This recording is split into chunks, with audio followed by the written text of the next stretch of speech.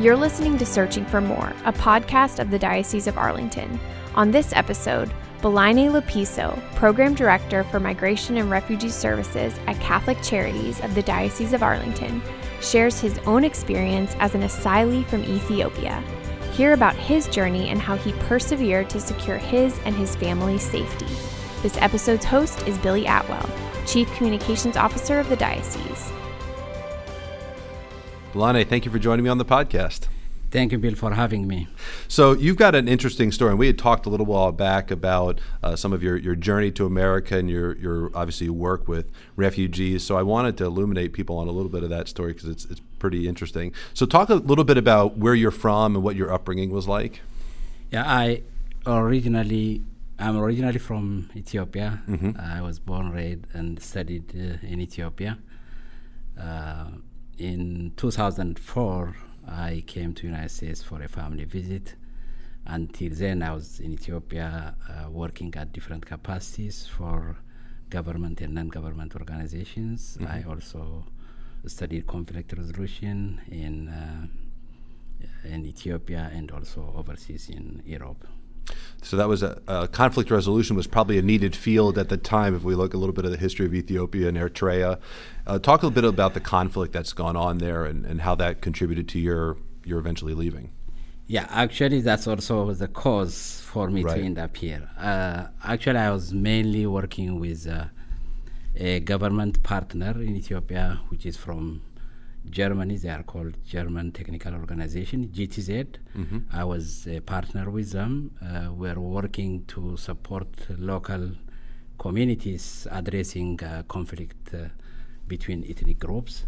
Especially, we're trying to support the local elders, the traditional way of resolving conflict, to providing some training for those local elders, local administrators to address those conflicts between ethnic groups. Actually, back in 2003, probably you know, Ethiopian Federation is mainly based on ethnic groups. Okay. So that ethnic federation, having different ethnic groups their own administrative setting, was also a reason for that kind of conflict between ethnic groups trying to move from one locality to another, asking an independent locality. So that was really a big issue. So Ethiopia you said the Ethiopian Federation, is that basically the government structure? The government structure. Okay, so power is assigned based on ethnic group. So the bigger the ethnic group, the more power they would have. Is that how that worked? Yeah, I mean, it's a federation, but that administrative division is mainly based on... the administrative division is the based administrative division is mainly based on ethnic groups. Okay, so most of the conflict, it doesn't sound like, would have been even cultural necessarily. It was more this division within the federation. Yeah, federation and, I mean, power tension, all those kind power of things. Tension, yeah. Yeah, we have that here too. So the European Union, through the German technical assistance, they are trying to support that local communities to train and, I mean, to raise their capacity. In that project, I was part of the government partner working with that non-profit. Gotcha. While we are working on that, at one time, it's on 2002, I believe, on 2003, there was a really serious conflict between ethnic groups in the western part of Ethiopia. And the government force were also involved to address, to ease the tensions. They were involved, but they were also part of the conflict. Yeah. So there was a strong interest with the European Union to investigate what's the cause of that conflict and was there excessive power by the government or not. Okay. So I was part of that study. I was there almost for more than a month in that area. We did the research. In the meantime, this non-profit organization offered us a training to go to England to do my master's in conflict resolution, just to support the program. Gotcha. So I came to... So they expected the program to go on for a while, I would guess, if you're getting a master's to contribute to it. Okay. Yeah. So I came to England. I finished my master's. Actually, my family also joined me in my graduation in England. Then family member here in the United States, my actual in-laws, invite me to come and see them and go back. So with that situation, I came here just for 3 weeks. My wife and my children, they went back to Ethiopia from England. I came just for a month here. They didn't get a visa to come to the United States. Oh, I see. Okay. So when I was 2 weeks here, that the study we were involved with was released. The end of the study. The end of the study was released. The report was released. Oh, the report. Okay, gotcha. The report was released. And on the report, really, there are some facts that shows as the government was using excessive power to silence the community. And with that situation, the government was not happy. So they thought I was back with my family. They what? They thought I was back with my wife and children. Okay. But luckily I was here All right. for 2 weeks. And that's how it started. So they're really targeting me to arrest, Yeah, to you became at investigate. risk. Yeah, and actually they were just thinking that I was working with a foreigner. Right. To give government information. Were there people that you had worked with or known of that were arrested and rounded up as part of kind of a retribution for the report? Yes, there was. Wow. Yeah, there was actually 2 of my friends who didn't come with me. What happened with them? I mean, they were stayed in jail for more than 2 years. Wow. Yeah, they stayed for more than 2 years. And I would assume jail conditions there were pretty bad too. Yeah. I mean, things right now we see some progress, some changes the last year and a half. But at that time, it was really, really critical. So did you even go back to Ethiopia at that point, or were you able to stay here? I stayed here. Okay. So I stayed here. I was not able to go back, and the situation, even they are harassing my families, asking where I am. Wow. All those things. At the end, I decided to remain here and apply for asylum. So yes, talk about the difference between asylum and refugee, because in the discussion of migration, there's immigration, there's refugees and asylees, and people mix up the definitions of each. Talk about the difference between an asylee and a refugee. Yeah, asylees are those who are already here in the United States. They have some sort of status to be here temporarily. They come here with different. They might be a student here. They might come for health condition or any other for a meeting. Like you to visit family, right? Visit a family. They will come here. After they get here, they will not be able to go back for various fear of the government. Right. If that's the case, they apply for asylum status, and usually this process, just to tell you, Frank, it's a really long process. I know for the refugee status it is too. Even here, after you get here. How many years is it? Isn't it like 2 years sometimes? In more than 2 years. I mean, luckily, in my case, it took me only 6 months. My asylum for your kids, they're probably not huge risks, I would think. Yeah, the risk. I mean, the case is also sensitive. It was clear. Right. The decision was really made by an immigration officer. Gotcha. In most cases, I know some of my fellows from Ethiopia. It took them more than 10 years. Jeez, to process asylum. I mean, practically even at this time, we have really long line. I mean, people who applied for that, waiting for the status. I mean, the better part is, even though their case is not finalized, after 6 months, those asylum seekers, they will get employment authorization, at least to work. Okay, good. That's the way how they can survive. So they can work through the process here rather than have to go back, right? Yeah. But some family separation is not. I mean, I know some families who are separated. I mean, you cannot separate for years. I mean, you're seeing your children grow up to photographs. Did it so help your case that the European Union had done the study? So it was kind of a well-publicized situation. Yours was not. Yeah. They didn't have to do an investigation as to what was going on. It was well known. Yeah, it's not. And even some of the people who worked with me just gave me some recommendations. They know how I was involved. that really helped me. Yeah. So your wife and children were able to come over relatively soon after you Soon applied after for almost status? a year. Okay, so that's a year's long time though to be away. Yeah, this is really big. But so, I mean, as I said, the asylum process, you come here, apply for the status, it will take you from 6 months to years. Yeah. In the refugee case, I mean, compared to asylum case, the refugee case is the worst. I mean, you have to leave your country. Yeah. You go to a third country, another country. You apply for asylum, refugee status. First, usually the UNHCR assess the case and they give the refugee status. Then you will have 3 options if you are a refugee in a refugee camp. One option is if the situation in the country gets better, they can go back. Okay. I mean, usually, when they fled their country, probably they are in the neighboring countries, they can go back. Okay. In most cases, those conflicts, especially in Africa, it takes years, so they don't have a chance to go back. Yeah. The second option is they can stay in the second country and get asylum status.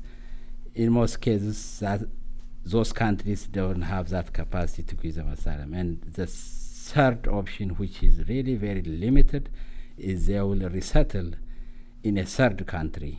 Okay. Which is they can come to the United States, go to Europe or Canada. So the refugee status usually is processed overseas where they are. Right. And the determination process is really long. Actually, it's on the average, refugees stay in refugee camp for 17 years. 17 years. So it's a really long process. Even after they finish that, if after they get the status to come to the third country, there are, especially for us here in the United States, over 12, 13 agencies are involved to do background check for those refugees before they travel. Wow. That process is also a really long process. Yeah, I would imagine. Yeah, and also they have to do medical checkup, all those kind of things. Really, it's only few of them. I mean, we are talking about over 25 million refugees.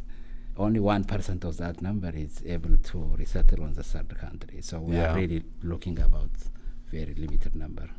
So your story's, it's interesting in and of itself, but it takes an interesting twist for us locally in that you were brought through an asylum process with Catholic Charities through their Migration and Refugee Services, and now you're the program director for that very. So talk a little bit about what that was like to go from coming in as an asylee and receiving the service, and then how did you end up becoming the person that runs the program? Yeah, I mean, even I always surprised how things worked. When I get asylum, usually on the asylum approval letter, USCIS gives a 108 number to call. When you call that number, they will give you the nearest resettlement agencies. Okay.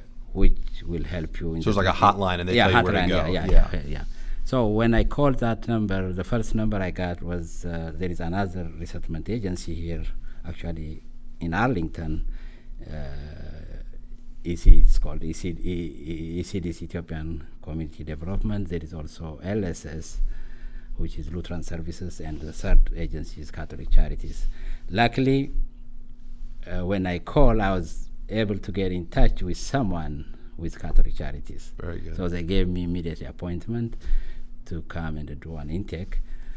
And I was a client for almost 6-7 months. Actually, I had a person who was coaching me with employment. I mean, completely the situation here is different from Ethiopia. In Ethiopia, you graduate. We are few graduates from few universities. The government assigns you a job. You don't really apply and search for a job.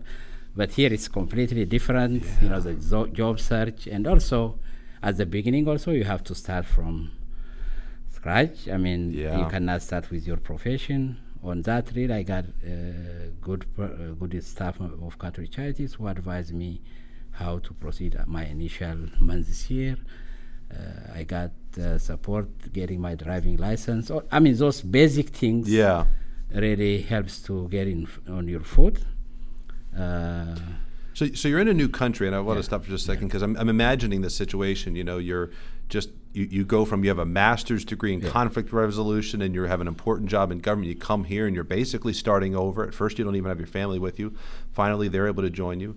You're getting a vehicle. These basic things to function in society.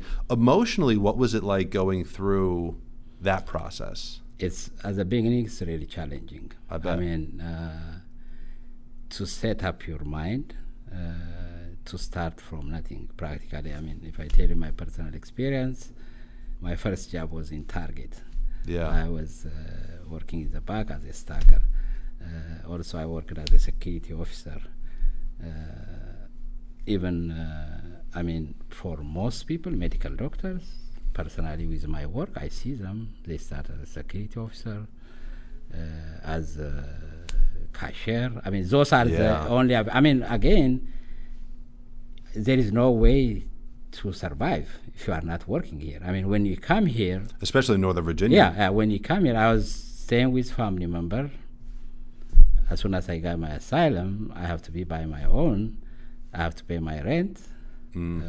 So, I mean, I cannot wait for something that really I like to work. Right. You can't hold out for management when you're an asylum seeker. So we have to take it. And again, I have a responsibility to bring my families here. Right. My wife, 2 kids were supposed to join me in a few months when I need money to pay their ticket. I need apartment, to rent apartment. You have reliable income to get an apartment in Northern Virginia. Actually, at that time, I was actually working 2 jobs, from one job to another to make my income to secure an apartment. Otherwise, I was not able to secure an apartment. So, I mean, even, during transition, most of asylees, refugees, they get some public benefits. Practically, when we saw those things, yes, it will help minimal, but practically there is no way to pay their rent. Probably they might get some money to pay basic food, to buy food items. They might get some money. It seems like it helps fill in a gap here or there, but it's not going to supply your life. So and one of the philosophies of Catholic Charities that is very compelling is that the goal is not to continue to provide those basic needs to the person forever, that they're set up to where we are equipping them to support themselves. So like when you're talking about, I know as part of the refugee program too, that you would live on your own and be able to pay rent. That's also what Catholic Charities desires for the person too. It's good for their soul, it's good for their integrity and dignity, but it's how they can support a family, and hopefully they don't need that help anymore, and then we can help the next person in line that needs that help.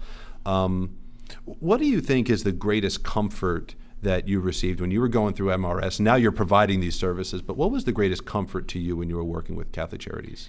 I mean, one of the best part is, I mean, the staff was welcoming. I mean, to have a staff member who knows your culture, who knows your language. I mean, most of the resettlement agencies, especially Catholic Charity, Migration and Refugee Service offices, we have a staff member speaking over 15, 20 languages. So having that kind of person helping you, guiding you at the very beginning, practically it helps you to understand the reality. At the beginning, they'll tell you, oh, I was here when I came, this is how I start. This is the reality, you have to accept it. You know, when you hear it from someone you closely know, it will give you the comfort. And also, one of the best part of coming to the Catholic Charities was you get diverse services. It's not only Catholic Charities, you will have access for various Catholic Charities services. I mean, It's a window into the larger ministries, So there are around 17 programs for ESL class. For example, my wife, she took ESL class with Hogar education. English as a second language, English as a second language. When clients reach their, after a year, they are able to apply for permanent residency. After 5 years, they are also eligible to apply for citizenship. We have Hogar Legal that can do those things. Car ministry, most of our clients are benefit from car ministry. I mean, car is the basics, especially, you know, if you are in Arlington, Alexandria, you can manage it to go from one area to another. Yeah. We have clans in Manassas. We have clans in Fredericksburg, Fairfax, all those areas. If we didn't provide those families with those donated cars, they couldn't make it to their job. They couldn't make it to their appointments. Right. So we can benefit being within Catholic Charities from all those programs, family services, counseling. I mean, I can mention all. Well, especially someone coming from maybe a war zone or a conflict. I mean, there's a trauma that comes with that. That counseling, I'm sure, is as valuable as everything else. Yes. But it's a scar that's under the surface. It's one that you might not see so clearly. Talk about the refugees we've taken in recently, because you're kind of a unique case in that you're from Ethiopia. Most of the refugees we're taking in now are from Afghanistan. Talk about what their experience is. It's very interesting. Yeah, the group from Afghanistan, we call them, they are coming here to United States with special immigrant visa. Special immigrant visa. Yeah, we call them SIVs. These are men and women who were working closely with our troops in the United States, in Afghanistan, in Iraq, probably as interpreters, as advisors, as cultural advisors, or they are working in embassies as interpreters, or they are working with other U.S. Organizations in Afghanistan and Iraq with different capacities. I mean, with engineers, with engineering companies. So after they work for some time, they have the opportunity to apply to get the SIV status. Usually, those who get the SIV status is who are in danger because they are working with you. Oh, I can only imagine. I mean, they're assisting us during a war. Yeah. When the U.S. starts pulling out, they're an incredible risk. I mean, like certain death. They would not survive that. So, a lot of, how many, is it like 90% that are Afghan right now? Yeah, almost 85 to 90% of our clans are from Afghanistan. I mean, we hear different stories. Yeah. You know, those even who were able to make it, they will tell you they lost their brothers, they lost their parents, and even recently one of my staff members was sharing with me, even waiting the process. I mean, this SIV process, even itself is not just, you don't get it immediately. Right. It will take you 3 to 4 years. So there are people who lost their lives while waiting for those visas. So that's tragic. It's really, this group is also, most of them are professionals, engineers, medical doctors. Again, they had some role that assisted the military, so they had to have some level of education and skill set that was valuable.